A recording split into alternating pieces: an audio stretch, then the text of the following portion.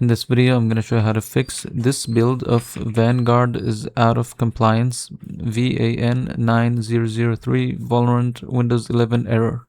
First thing you want to do, you want to find your game here on the desktop. Right click and you want to go to open file location. And here you want to right click on write client services and then go to properties and go to compatibility. And here you want to run compatibility. So what you're going to do is run this program in compatibility mode and choose Windows 8 and click apply and OK. And then you can just leave this. And now what you're going to do is close this down, open CMD, right click, run as administrator. And here we're going to run some messages. So you want to type the first prompt, the first code here, DISM /online /clean -image /restore health and press enter. Then you want to type in this ipconfig /flush DNS and press enter.